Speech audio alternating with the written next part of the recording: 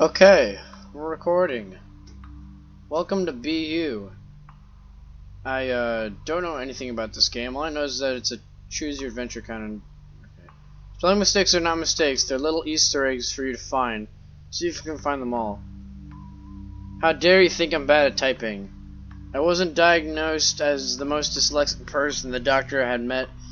That's complete slander. Today I'm feeling green. Green is so much fun. Color of life, a warm spring day, so calming.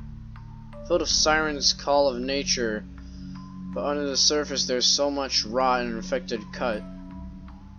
The eerie pallor on someone's face as they throw up. What we think of as the color of poison, a radioactive meltdown.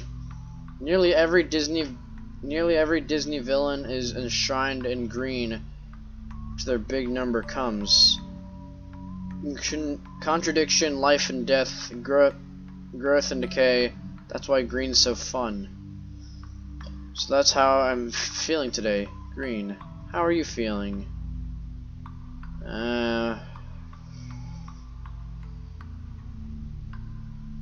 Blue.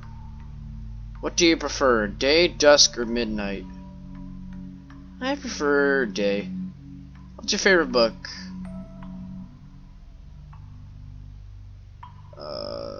The mermaid one? For every step to feel like you are walking on broken glass, that is the price for having feet. The Little Mermaid. Oh, I did not know that was The Little Mermaid. What gender are you? I am male? Yeah, Lewis is too lazy to draw a boy and a girl character model. Or am I just making a profound statement about how gender doesn't matter and we're all the same? Yeah, feminists don't understand that. Wait a second.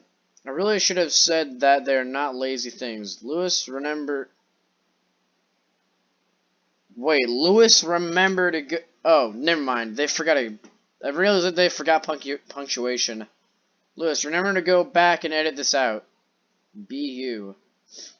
You see a young person standing in their bedroom. Oh, you look cute. The day is their 12th birthday, and this will be the most important day of their life. Oh, she's only 12? You are wondering about what present your dad will get you this year. Last time you asked for a pet. So that's the pet? Cat, dog, fish, or nothing. I'll go with the dog. You heard the expressions dog, a man's best friend. Well, he's certainly yours.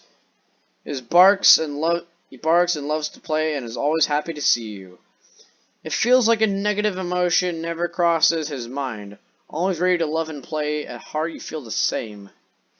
How about some cereal to start the day? Gingerbread Man the cereal, all natural. Extreme numbing nuts of a total radical surprise. I'll go with Gingerbread Man the cereal, since that's basically who I am. You really like that cereal. Mainly because you enjoy pretending to be a giant and imagining the pleas of terror from your tiny victims as they're crushed by your mighty jaws. Jesus. But the gingerbread genocide shall never end. A parcel is delivered. This guy's British. But you can understand why he has so much trouble with it. People put so much love and care into wrapping gifts. Not to mention how beautiful wrapping paper can be. All the sparkles and hearts, and not to mention when it's wrapped in a cute little bow. I'm having a lot of troubles reading this, apparently. I can't bring myself to destroy that. Tear it off the present and thoughtlessly throw it in the bin. Wrapping paper is a beautiful gift all on its own. Alas, nobody's coming to your birthday party. That's sad. I'm sure there's some tragic reason for it. But in truth, Lewis is a lazy piece of trash who can't be bothered to draw that many people. So it's a self-aware kind of game. Ooh, a package. It must be for your dad. Maybe you should open it for him. You know how much trouble he has with wrapping paper. The strange parcel appears to open up by itself, as if otherworldly ghost hands were attempting to reveal what's inside. You have a creeping feeling up your spine, a mixture of fear and confusion, and your legs start to walk towards the parcel. You didn't tell them to. You flail your arms around in surprise, attempting to grab something to halt your progress. But there's nothing. You continue to walk forward like a wind-up toy until you're next to the package. You look down into it and only see a black abyss, and unceremoniously you begin to tumble forward into the endless precipity, or whatever. Darkness all around feels suffocating. And then you're here. You don't know what here is, but you're definitely here. Sounds like something I would say. God, magical adventure. What the hell? What on earth is going on? Oh god, oh god, oh god. Oh, it must be like a surprise birthday thing, right? All my friends could come to the party. They just said they weren't supposed to surprise me. Yeah, that's it. Any moment now, they're all going to jump out of somewhere with presents and cake. I mean, the whole being randomly forced to walk towards a box thing must have simply been curiosity, and not me being possessed by some odd otherworldly evil. I mean, put like a trap door into the box to go into the basement we don't have just to surprise me. I'm not kind of a big fan of these games where you just have to like sit there and read through dialogue, kind of like Doki Doki Literature Club. This all makes perfect sense. Off in the distance you hear a noise, a faint whimper. Go over to investigate. Wait a second. Shouldn't you have like a bunch of options and stuff? Forcing a player to investigate the thing with no options of whether to do it or not seems to default the purpose of the game. Yeah, it's a choose your adventure game. What part did you not understand? Sorry, I really should have thought of that. Here are your options. This is like reverse.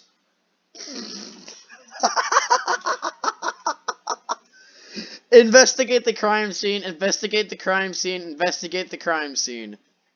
This is like reverse Stanley Parable, where you're allowed to do whatever you want, but they still force you to do it anyways. Now, out of your own free will, you decided to go and investigate the crying thing. Whoa. Hey there. God, freedom of choice is so much fun. You find a strange, sobbing creature. Oh no. Kick it and scream avocados. Inspect the creature more closely. Console. Inspect the creature more closely. You smell a faint smell of lavender in the air. There seems to be a pretty blue flowers woven into their tangled hair. Seems to be sort of mud monster. Sorry, I shouldn't say monster. That really means it seems to be some sort of mud person. You wonder why they're crying. Well, if they're mud, if it gets really hot, won't they like freeze up into a statue? Yes. And if it rains too much, they will just melt away in the water. No wonder they're crying. If you had to fear of them happening to you, you'd cry too. What? After the darkness comes a noise. Yeah, after the dark comes a noise. A strange chirping like a songbird got stuck in a church organ. Whoa, what the hell is that? A strange creature to frantically back away, dragging itself across the ground with its hands. Its bottom half usefully trailing behind it like the end of some Duzhigish slug. I'm only 14. Run, fight, scream, fight! You pathetically flail at the nightmare, but even in a situation which is life or death, you can't help but pull your punches. You always resolve conflict with kind words. You completely outfoe your depth trying to slap something into submission. Monster casually backhands you, throwing your body through the air like a child that's bored of a doll. You feel your body slam into something hard. Then there's darkness. You float in darkness. There's nothing. Not the breeze on your skin, but the echo of far-off laughter. Did I die? Not even the beat of a heart, but then swimming out of the emptiness comes a small flame. You are awake. It appears to be sitting next to a table with a small cake in front of you. You hear muffled words. Sorry it took so long for me to make the cake. Someone came round and I was a tad occupied. Must have dozed off while you were waiting. You hear these words, but somehow the words feel jumbled, faded. Your mind is rushing with sheer insanity. You just underwent. Was it a dream? If so, that's a massive cop-out. I mean, the worst writing conversation the world's ever seen, but was it a dream? I guess Lewis can ever be bothered to make a sequel, you might find out. Suddenly, that faded voice comes back into focus. I'm sorry for keeping you waiting, but please blow the candle out. I've been staring into the middle distance for like 12 minutes, and I do have company to attend to, you know. You look at the glimmering flame, and you wonder if anything you just experienced matters. If in the future you will look back with pride or fear or have simply forgotten. You breathe in deeply and then, what will you be 20 years into the future? Nice. You've become the chilliest musician to ever live. Your soft vaporwave inspired beats spread across the world, eventually bringing to an end all world conflict. People can't be bothered to fight because they are too chilled out by your music. You become a pioneering astronaut legalizing super vapes that get you so high. They can literally transfer you out of the Earth's atmosphere into another galaxy. The hole in the ozone layer is completely blocked out by the steam cloud, resulting from an entire civilization vaping at once, putting an end to skin cancer. Why is this funny? Eventually you create a music so chilled it even stops atoms from moving. Preemptively creating the heat death of the universe, but it's cool. This game is dedicated to the memory of Ed Gold and John Bain. If you enjoyed this place, please consider donating to your favorite cancer charity, Lewis. What the hell was that? Okay, let's go back in. Alright, how am I feeling? Let's go with black. Dirty Dusk into Midnight. It's your favorite book. This one. Let's try going a bit of a darker route. Let's go this one. Okay.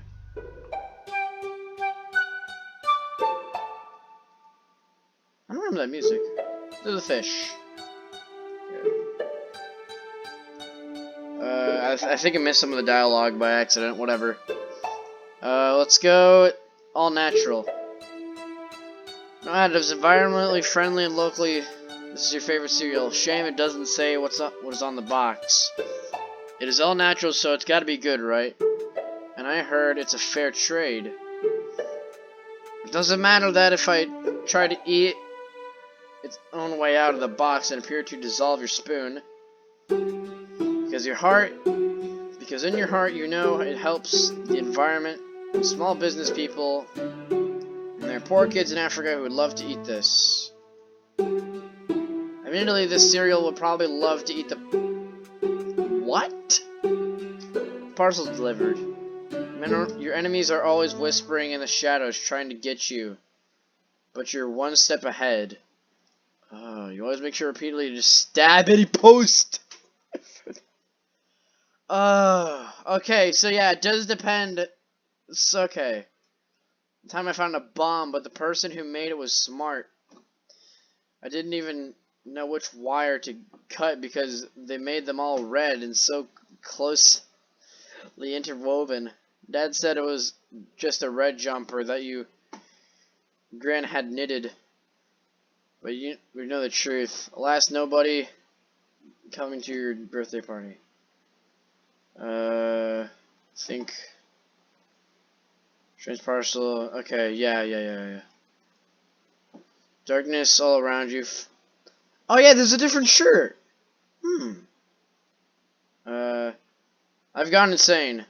Oh god, it's finally happened. I've gone insane. I honestly didn't think this would take long. You do feel about as mentally sound as a tower of Jenga in a washing machine.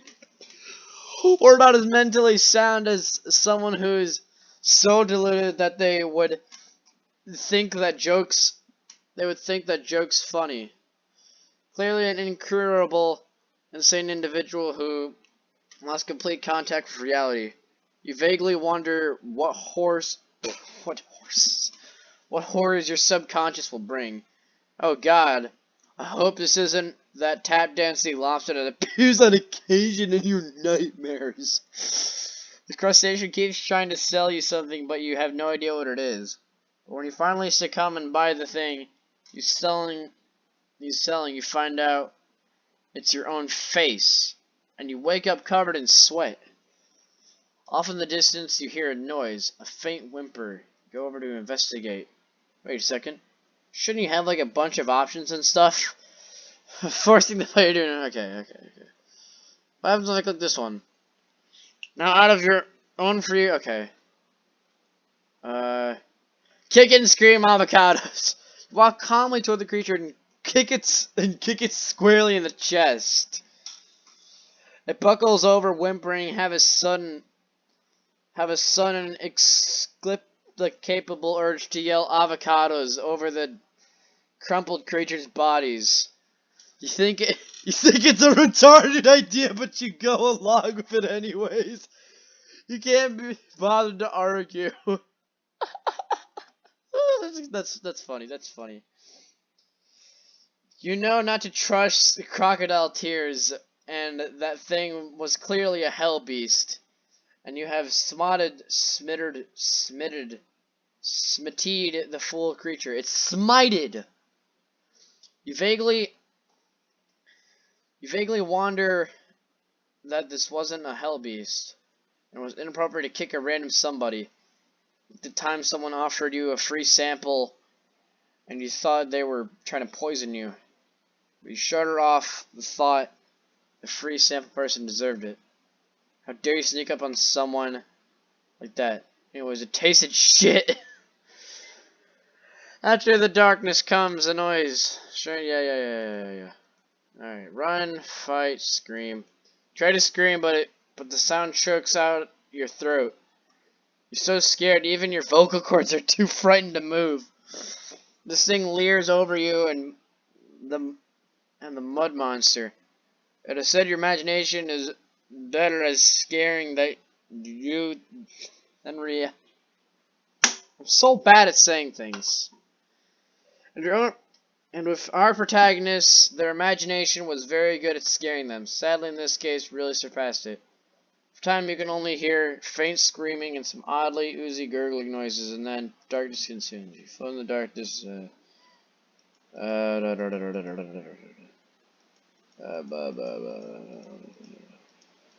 Alright, come on, blow out the candles. Okay. The nightmare you just had never left you, seeing monsters in every dark corner. Convinced they are about to break through into our reality, making Earth a living hell. You become the most prolific and well-known doomsday prepper in the world, storing miles of ammunition and canned foods underground in secret concrete bunkers. But then the worst nightmarish, earth-shattering thing happens. You were wrong. The apocalypse never came. You wasted all that time when you could have been eating ice cream and playing with kittens. So to make sure your whole life worth is actually justified, you decide to start the apocalypse yourself and no one else is going to.